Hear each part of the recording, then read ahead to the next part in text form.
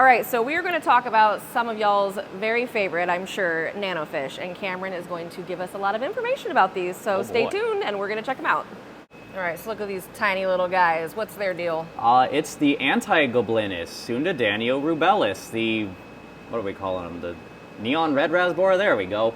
They're a Sundadanio. Are they small and nervous? Do they occur in black water? Do they develop a nice color and males have a bit more prominence in that regard than the females? Yes to all of them. These are going to be found in Indonesia. I truthfully don't remember exactly where it is. What is it, Bangka Island maybe? Anywho, these are quite literally the opposite Goblinus except for in care. They are bright red. This does really deepen, especially, once again, I'm going to point out this is a holding sales tank in your home aquarium. Once they're more settled, it's going to be this gorgeous red. These already have great size. They have really good weight. We've had really good luck keeping these guys. I do really like rubellus.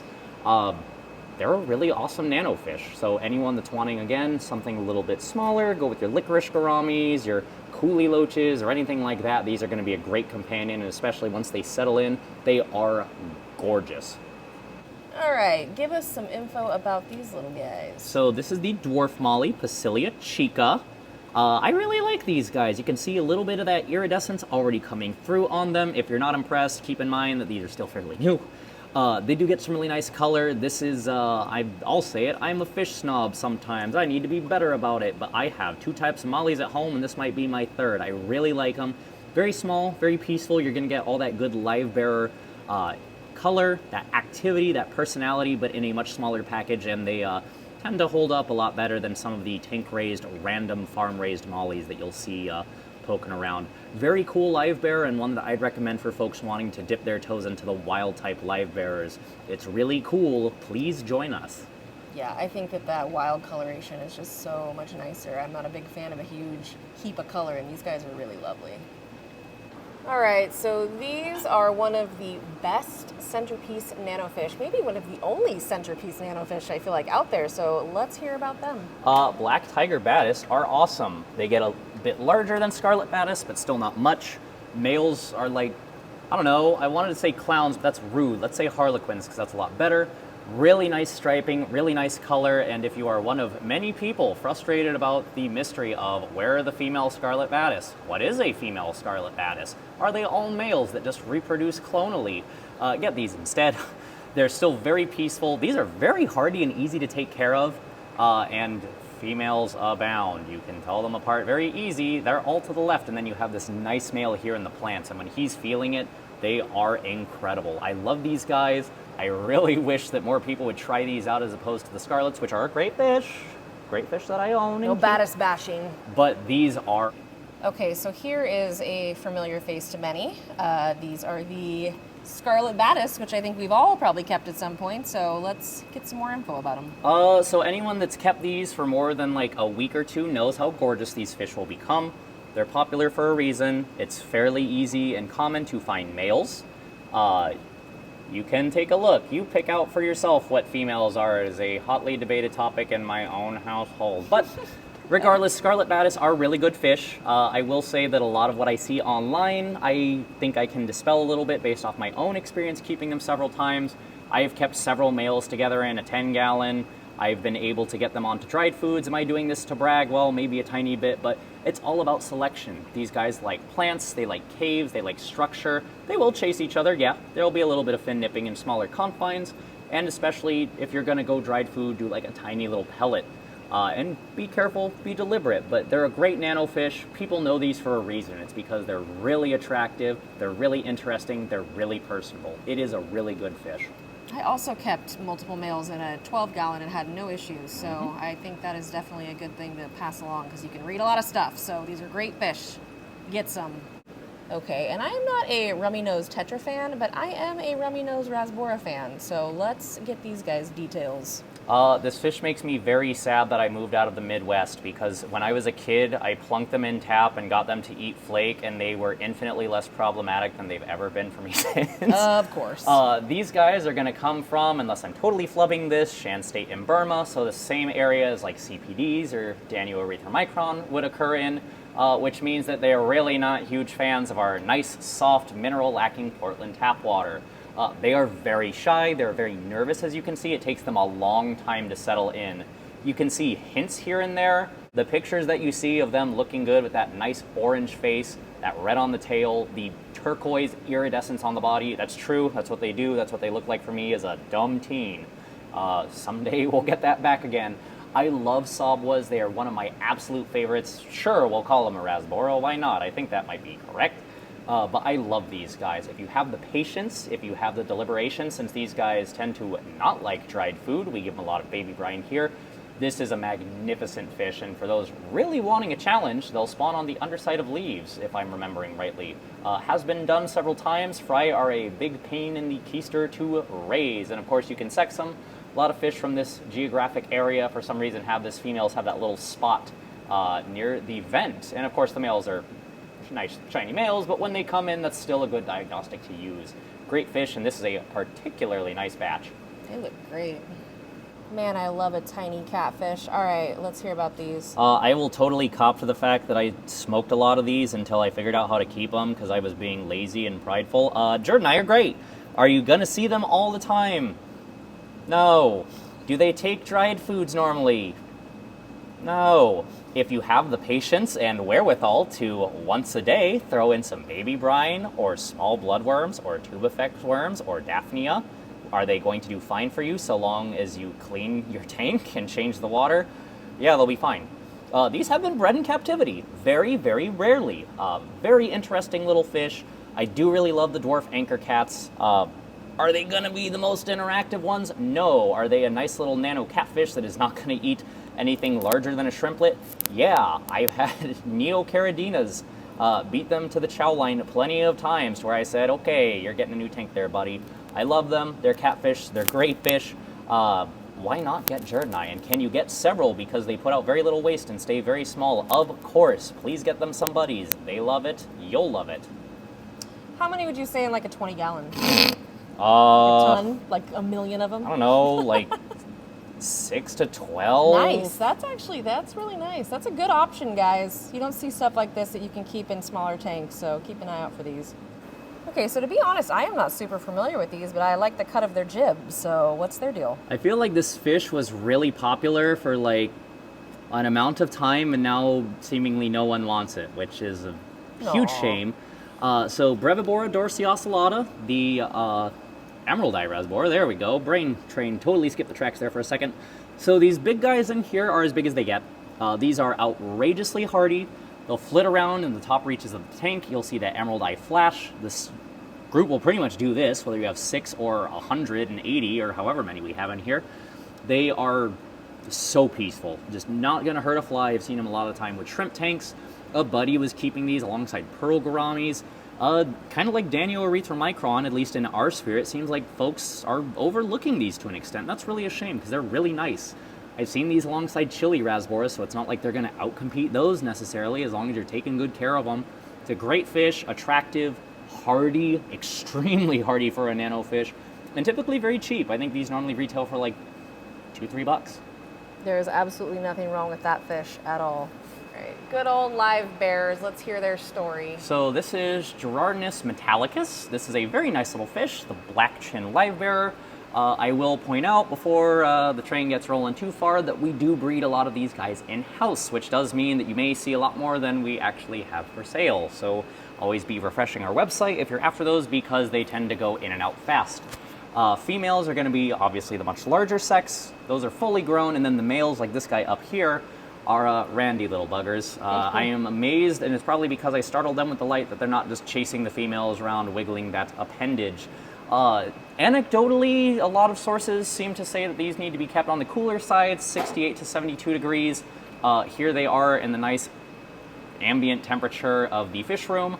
They do obviously breed very well and tend to do very well for us. It's about 76 degrees in here right now, so don't be too discouraged on that. Not saying you shouldn't keep them at that or that you absolutely cannot keep them at that, but tend to be very nice. And I've seen these in a lot of nicely planted setups as kind of like little live bearer highlights to flit about, and they're always really cool. I do like this fish a lot, and it's one that you don't tend to see very often. It's more in cases that I'm more familiar with, one local guy seems to be that one member at the club that's breeding them and spreads them around, and he's kind of the hub. So I'm really grateful that we have them here. I'm a big fan of those types of fish myself. Very cool. All right, some more of these famous little guys. Another Btis. What are these? I love Btis. These are Btis SP. Heard it pronounced Buxar. I don't know. It's like a tiger reserve or something. The Royal Rainbow Btis. These are awesome. I have a very similar species at home, Dariolasbiophyllus. These guys will get really nice red to them. They're not going to get a ton larger than this. I've kept several different Btis species. Like there's, big Chungus down there. You look great. Big ones. I love Btis. If you want something a little bit bigger than a Scarlet, if you want something that's like a Betta but not as frustrating in many aspects and a bit more interactive, do a Btis. Btis are great. The quote-unquote worst part of it is that some of the species, like Osmensis, can get a little large and a little bruising for a nano tank, but these are a great denizen. I have some of these, again, a very similar species alongside some reasonably delicate catfish, and they're doing very well. Tend to get, well, maybe 2 inches, so chunkier than you think, cave spawning, but I love Btis. Btis are great. Started with Scarlets, and I've kind of evolved into keeping just a little bit of whatever catches my interest. If you're not impressed, you see a fish that just didn't have the color, just be patient. They're called chameleon fish for a very good reason, and every time my big male Btis charges out of his cave as a stocky electric blue fish, I'm reminded why he was a good buy. Yeah, these guys are definitely awesome fish. All right, so who are these guys? This is the Vietnamese white cloud, Ptenictis microgemme. They are a regular white cloud, but better. These are wild caught from Vietnam. In terms of their care versus a standard aquarium white cloud that all of us have probably bought for like $1.50, they're the same. Their care is identical. They can't go as cold. You got me there. Do they care about pH? No. Are they going to spawn really easily? Yeah. Are they going to eat whatever food you want to give them? Yeah. Really nice yellow, really nice red. Overall, I think just more of a yellowy fish than our standard aquarium white clouds. Do stay a little bit smaller by a few millimeters, but I love this fish. I keep them every so often. We're very lucky to be able to get them consistently. I really like the Vietnam white clouds. I think this is a great fish, and again, if you need a dither, something nice and bold to tie together your nano tank or bring some of your smaller, more delicate fare out, these are great. They look good. They're peaceful, they're hardy. You could certainly do a lot worse. Great fish. Sweet. All right, so as you said, we have a twofer in here. What's going on in this tank? So unfortunately, we're down to the ends of the batches on these guys, which is why they're petrified. Sorry fish, sorry everyone. We have 2 of my favorites. We have the spotted Danio, or I've seen them called black line dwarf Danio, Danio nigrofasciatus. Those guys are going to be very similar, I think kind of like a leopard Danio. They have the one spot, a lot of speckling. The stripe gets kind of orange to go along with the black. They stay tiny. They're going to stay smaller than chop ray Danios, very small, very hardy, very attractive, and one of my absolute favorites. These are the uglier cousin of the drapefin barb. These are Oryctis casuatus, the hyphen headstander barb. They have kind of that butterfly wing dorsal fin, and they're called that because in nature, they'll put their head down to the substrate to look for food or try to sense worms and movement. They are gentle as lambs. Once they settle in, sorry guys, again, they don't typically like to not have such a big group. Again, this is the end of them. They're very peaceful. They're very sweet barbs. I've never had a problem with them. I've never had them chase or fight or nip at anything, and the yellow on them is stunning to go along with the black and the white on the dorsal when they're happy. Get kind of a nice rosy hue to the body as well. They really like to have a well-structured aquarium. What would you recommend for stockings, like amounts for each of them, just since they are a little more shy? Like what would bare minimum be in your opinion? Dwarf spotted Danios, you could probably put 6 to 10, a 10 gallon, a 15 gallon. The Casuatus, I have a group of 8 and a 20 long right now alongside several other fish, and I haven't had any problems. I swear to you, again, once they're not in a sales tank and in reasonable numbers and reasonable confines, these both are a lot more bold. The Danios are going to be Danios. The barbs are a little bit more reticent, but they do come out quite a bit as long as you have somebody flitting about overhead to make them feel secure. Very cool.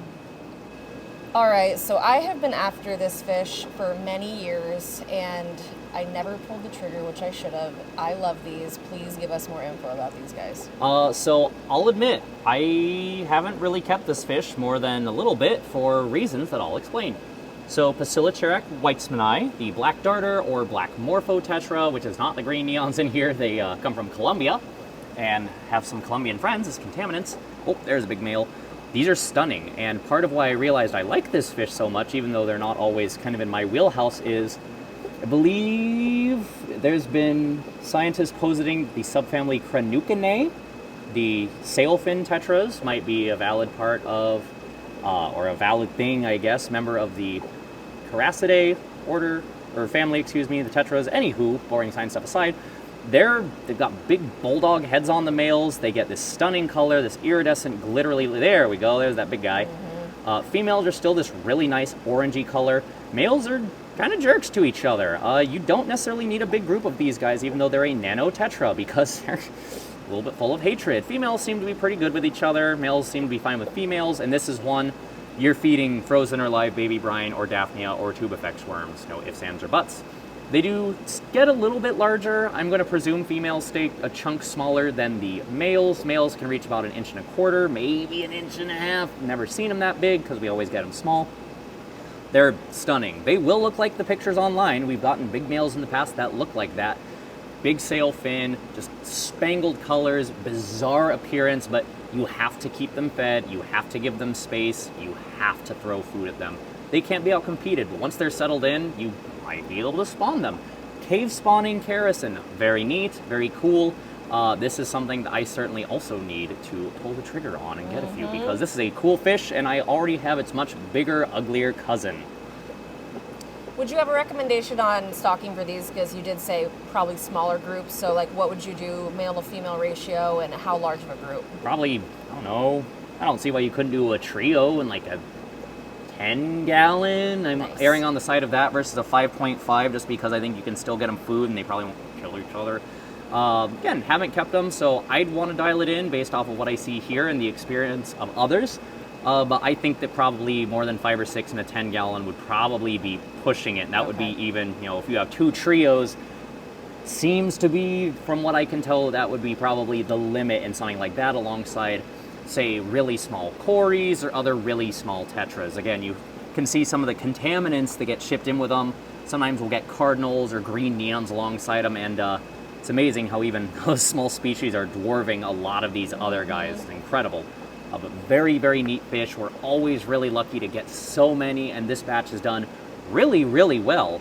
My presumption is that just the constant infighting means that we just have to chunk a ton of food at them, and we've done such, and they've rewarded us because we've been able to see how awesome these are. Yep, gonna have to pick some of those up. Again, I love me some tiny little catfish, so let's hear about these guys. Hey, it's Microglanis. It's a catfish. Yay. So these are going to be the South American bumblebee catfish. Are there multiple species in here? Probably. Do these look kind of like the, what is it, Carle and Catoides? Some of them do. Am I going to claim that? No, Eric Thomas knows these way better than I do. A lot of the time we'll label them as SP Columbia, both because they come intermingled and because the true Microglanis poecilis, or a herring guy, if I'm remembering rightly, that you'll see these exported under come from a really tiny range. One of those two. I'm fumbling this somehow. I've seen a talk on them. Get it together, Cameron. Despite having reasonably sized nouns, I've never had these eat stuff unless I chose. Oh boy. Sorry, big boy just startled me there. Man, he's a lot bigger. He is very large. I see that too. So a lot of the time people will get catfish as janitorial crews, as eater-uppers, and hoo boy. Is it, if it's leftover flake, if it's bloodworms, if it's anything, these will, I mean, you can see how fat some of these are. They'll just eat till they will almost explode, but I've never had that happen. Good job, stomach capacity. They're great fish. I'm not going to pretend like this is the activity level that you'll see in a home aquarium. Normally, they'll be under a log until you startle them. If you do stay up until night, they will reward you and forage. Max size on most of these species is going to be 3 inches, so will they snaffle up a dwarf, you know, like a Sundadanio or like a Micro Rasbora? Yeah, they'll probably eat your Brigitei. If you're keeping something a little bit larger, like green neon tetras, are you probably fine? I've never done it, but they were always fine with everything else small I kept them with. Like, I kept them alongside cherry barbs. Not a problem. They're very hardy, very easy to keep little catfish, and you may not get exactly the species that you envision, but all of them have proven to be very reliable, very interesting little fellows. I do like these a lot, and some folks have been dedicated enough to get spawns out of these, so kudos to them. Definitely a difficult task. Very cool fish. Let's see. Oh! Surprise! Oh, this fish is great. It's fast-moving little teeny catfish. So this is your bottom cleaner for your jelly bean tetra, or like your, what is it, Nanocherax tank? Pretty much your micro African fish tank. Micro Synodontis SP1, the bumblebee Syno. These, at most, are probably going to double this size. There's one or two larger ones in here. I've been fortunate enough to come across a couple species from this genus over the years. I love them all. These are very attractively patterned. There we go. Got some big guys in the corner. So they're a Synodontis. Very small mouth. Going to be an invertebrate feeder and like just generalized grazer. They're not going to eat your fish. These have been bred in captivity. I believe it's the standard Synodontis. You put a tiny little flower pot over a bed of marbles, which is very funny to me. But these are very peaceful. You will see them if you keep them dark enough. I once had a very heavily tannin stained tank, like very heavily, and they just freely roam. So it's not the typical, oh, I'm going to hide because it's, you know, daytime. They will come out. They will swim about for you. You just need to acquiesce a little bit to them and their needs. I love this fish. They're really cool. They are sociable. You would want a group of at least 3, but since they're so tiny, could you keep them alongside again? Just very, like, something like reed tetra sized? Yeah, you could, and they're really, really interesting. We're fortunate enough to almost always have these in stock. They've done very well for me, even alongside, like, African claw, or dwarf claw frogs. There we go. Can't legally have big boys here. This was a great little catfish. This is, I would argue, alongside like Corydoris pygmaeus or Habrosis or Hastatus, if you can find them, one of the best all-purpose in terms of not having to worry about them potentially swallowing something, as well as being a big breeding challenge if somebody's after that. It's an awesome catfish no matter how you slice it. All right, so that was an excellent bit of information there, and I think everybody loves nanos. I think everybody could stand to use a little bit more information there, so thank you for that, Cameron. Of course. And make sure to go to wetspottropicalfish.com and use code Steenfott10 for 10% off.